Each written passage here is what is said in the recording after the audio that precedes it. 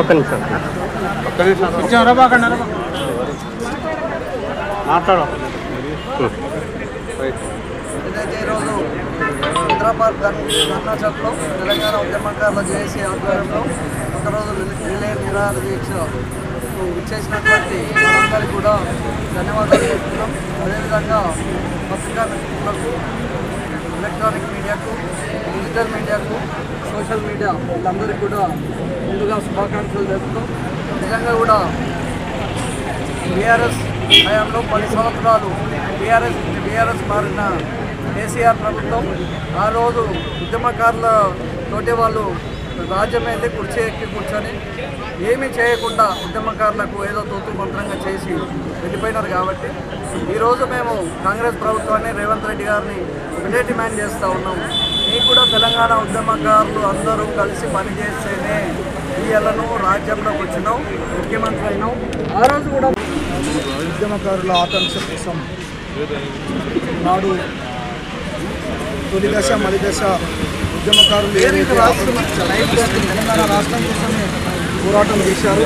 కాబట్టి ఆ పోరాటంలో భాగమైనటువంటి వీళ్ళ జీవితాలు కూడా అధికారం వచ్చినప్పుడు మార్చాల్సిన అవసరం ఉన్నది. గత కేసీఆర్తో కూడా మేము 1994 నుంచి చర్చ దాకా ఆధ్వర్యంలో ఉద్యమాలు చేస్తూ ఉన్నాం. 2001లో టీఆర్ఎస్ పార్టీ రాగానే జెండాను అడ్డుకున్నాం, ఉద్యమాలు చేశాం. ప్రసాద్ లాంటి వాళ్ళు చాలామంది కూడా వాళ్ళ నాన్న లాంటి వాళ్ళు అందరితో పనిచేసినాం. కానీ ఈరోజు వాస్తవానికి ఉద్యమకారుల పరిస్థితి హీనంగా ఉన్నది, ఘోరంగా ఉన్నది. లేదంటే చెప్పుకోవడానికి మాత్రమే ఉంది. కాబట్టి పాలకులు దీన్ని గ్రహించాలని చెప్పి నేను ఎవరితో మాట్లాడలేదు. ఎవరో ఏ పార్టీ అంటే లేదు. అధికారంలో బీఆర్ఎస్ వచ్చింది. వాళ్ళు పూర్తిగా విస్మరించి తెలంగాణ ద్రోహులకు పెద్దపీట వేసినారు, అది వాస్తవం. మీరు దాన్ని బేస్ చేసుకొని గత ఎలక్షన్లో ఈ మాటలు మాట్లాడడం మేము కూడా మీకు ప్రచారం చేసినాం. ఎన్ఎం శ్రీనివాస్ రెడ్డి ఆధ్వర్యంలో రాష్ట్ర వ్యాప్తంగా తిరిగి ప్రచారం చేసినాం. కానీ ఈరోజు కాంగ్రెస్ ప్రభుత్వం నిమ్మకు నీరెత్తినట్టుగా మా అమ్మ సోనియమ్మ ఇచ్చిన దాంట్లో కానీ తెలంగాణ ఉద్యమకారులకు నిన్న సంక్షేమ బోర్డు కానీ సంబంధించినటువంటి మీరు ఇచ్చిన హామీలు గారికి నాడు లోపలనే నెరవేరుస్తారని చెప్పి రేవంత్ రెడ్డి గారిని విజ్ఞప్తి చేస్తూ ఉన్నాం. మా విజ్ఞప్తి పత్రాలను, మా విజ్ఞప్తి వాయిస్ను మీరు బ్రేక్ చేయడానికి ప్రయత్నం చేస్తే మాత్రం తెలంగాణ ఉద్యమాల పరిస్థితులు ఎలా ఉంటాయో మీకు తెలుసు. మీకు తెలియకపోయినా ఇంకా అధికారంలో ఉన్న వాళ్ళకి చాలామందికి తెలుసు. కాబట్టి ఆ దాకా పోకుండా మరి ఉద్యమకారుల జేఏసీ పిలుపు మేరకు మీరు చేస్తున్నటువంటి కార్యక్రమాలు ప్లాన్ ప్రకారంగా ముందుకెళ్తాం. అదే వీళ్ళకు ఆవేశం ఉన్నది. ఉద్యమాలు చేసి ఎక్కడనే వెళ్ళిందని కాదు, మాలాంటి వాళ్ళం ఎమ్మెల్యేలకు పోటీ చేసి కూడా ఓడిపోయి కూర్చున్నాం. ఎందుకంటే ఓటు చైతన్యం కాలేదు. ఆ దిశగా ప్రయాణం చేస్తాం. రేవంత్ రెడ్డి గారు గుర్తుపెట్టుకోండి. ఈరోజు మమ్మల్ని అంటున్నారు కదా, ఉద్యమకారులకు వాళ్ళకు ఆ సంక్షేమ పథకాలు కాదు, ఆ దిశలో కూడా ఆత్మగౌరవం కోసం పోరాటం చేస్తాం. ఓటు చైతన్య ఉద్యమంలో కూడా మా సోమన్నతో కానీ మిత్రులతో అందరితో మాట్లాడి అక్కడ మూవ్మెంట్ చేయగలుగుతాం. దీన్ని దృష్టిలో పెట్టుకొని ఉద్యమకారుల సంక్షేమ బోర్డును ఏర్పాటు చేస్తూ ఇచ్చిన హామీలను నెరవేర్చాలని చెప్పి విజ్ఞప్తి చేస్తున్నాం రాష్ట్ర ప్రభుత్వానికి. ఈరోజు విజ్ఞప్తి 2 తారీఖు తర్వాత ఉద్యమ ప్రణాళిక అని చెప్పి డిమాండ్ చేస్తాం.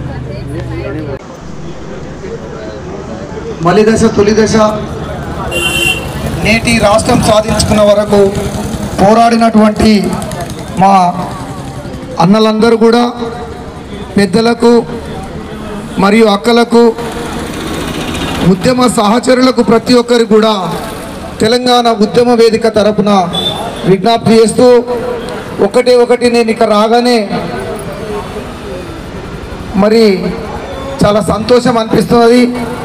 ఉద్యమకారులు ఈరోజు రాష్ట్రమంతా కూడా ఉద్యమ ద్రోహుల వ్యవస్థ ముందుకు నడుస్తుంటే ఒకసారి ఉద్యమ జేఏసీ ఆధ్వర్యంలో మేము 2015లో బాధలుండి రాష్ట్రం సాధించిన శరక్షదాకర్ ఆధ్వర్యంలో జైలుకి వెళ్ళి మాలాంటి వాళ్ళం జీవితాన్ని త్యాగం చేసుకున్న వాళ్ళం కూడా మేము బాధలు భరించలేక 2015 ఆగస్టు 15 నాడు తెలంగాణ ఉద్యమ వేదిక ఏర్పాటు చేయడం జరిగింది. ఆటి నుంచి ప్రయాణం కొనసాగిస్తున్నాం. రాజ్యం మీద పోరాటం చేస్తూ ముందుకెళ్ళినాం. ఎవరైతే మాతోటి తెలంగాణ రాష్ట్రం కావాలనుకున్నటువంటి రాజరికంలో వచ్చిన వాళ్ళు కూడా మమ్మల్ని మళ్ళీ జైల్లో పెట్టే కూడా భయపడలేదు. ఈరోజు చాలా సంతోషం అనిపిస్తుంది. ఒక్కసారి ఉద్యమకారులు అన్ని జిల్లాలకు వెళ్ళి వచ్చి ఉండొచ్చు, మేధావులు కూడా ఇక్కడ హైదరాబాద్లో నివసించే వాళ్ళు ఉండొచ్చు. కానీ చాలా ఘోరాతి ఘోరంగా ఇటు సైడ్ చూస్తేనే వరంగల్, మా సైడ్ చూస్తేనే మహబూబ్ నగర్ ఉద్యమకారులకు విలువ లేకుండా పోయింది అంటే మనం పలసగైనం కనుకనే ఉద్యమకారులు ఎవరు కూడా పట్టించుకోవట్లేరు అని చెప్పి గుర్తుపెట్టుకోవాల్సిన అవసరం ఉండదు. ఈరోజు ఎన్ఎం శ్రీనివాసరెడ్డి గారు ఎమ్మెల్యే అయింది కాబట్టి ఆ స్థానాన్ని నేను పూర్తి చేస్తూ అన్ని కమిటీలు వేస్తూ మళ్ళీ నేను ముందుకెళ్తున్నా. అట్లనే మరి ప్రసాద్ అన్న ఈ జేఏసీ ఏర్పాటు చేసిన రోజు కూడా మమ్మల్ని ఆహ్వానించారు. కానీ మా పనితీరుగా కొంత మాకు ప్రాబ్లమ్స్ ఉండి రాలేకపోయినాం. కానీ అన్న వేదికకు వచ్చినాం.